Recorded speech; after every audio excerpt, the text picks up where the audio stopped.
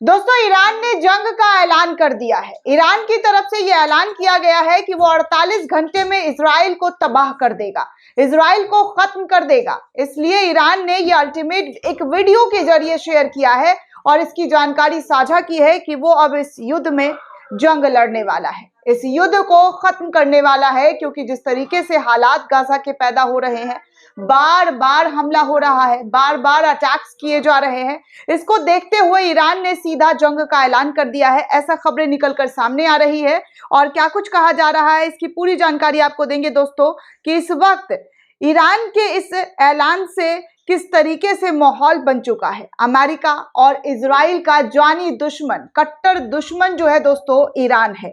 Iran ने America को भी बार बार चेतावनी दी थी और इजराइल को भी चेतावनी दी थी।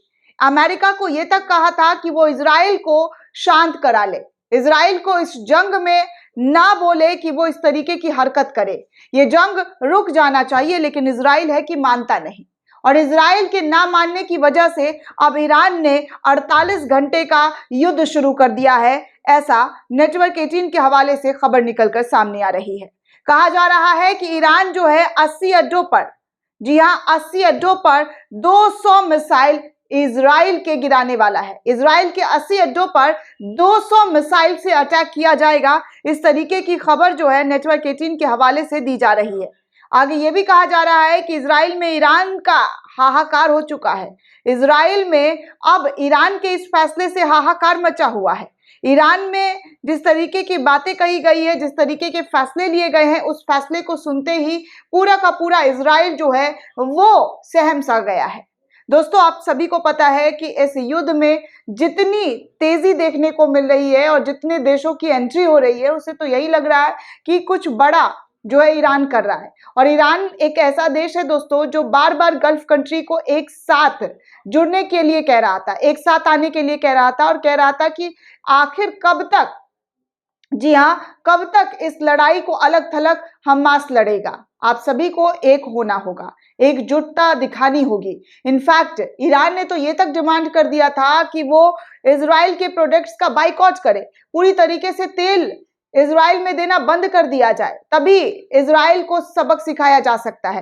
हालांकि ऐसा कोई भी ओआईसी की तरफ से फैसला नहीं लिया गया है, लेकिन जो खबर आ रही है वो ये है कि अब ईरान अपने दम पर ये लड़ाई लड़ेगा।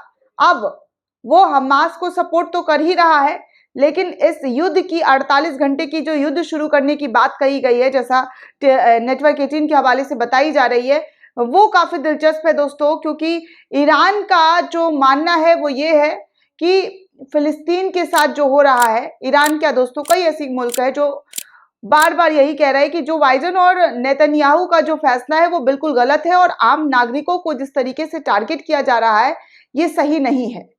इससे सिर्फ और सिर्फ हमले बढ़ रहे हैं, मासूमों को, जी हाँ, मासूमों को टारगेट किया जा रहा है।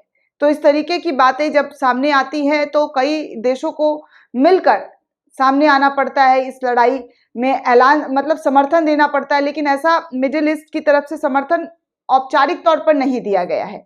अगर बात की जाए स्टेटमेंट की, उन्होंने कोई ऑफिशियल स्टेटमेंट दिया हो कि हाँ हम हमास के साथ है, हिजबुल्लाह के साथ है, ऐसा कोई भी ऑफिशियल स्टेटमेंट देने से बार बार 57 इस्लामिक कंट्री बच रहा है। लेकिन ईरान ने जिस तरीके की हिम्मत दिखाई है, जिस तरीके का उन्होंने बातें कही है कि वो इस पूरे लड़ाई में इजराइल को सबक सिखाएगा और सबक सिखाता हुआ वो कहीं ना कहीं दिखाई दे रहा है दोस्तों। 80 अड्डों पर हमले करने की बात जो कह रहा है ये छोटी मोटी बात नहीं है। अगर ये सच हो जाता है, अगर इस तरीके की बातें सही हो जाती है तो फिर इजराइल के लिए बहुत मुश्किल खड़ी हो जाएगी, क्योंकि ऑलरेडी इजराइल पर बहुत सारे देश एक साथ अटैक कर रहे हैं। तो ये स्थिति पहुंच चुकी है इजराइल को लेकर।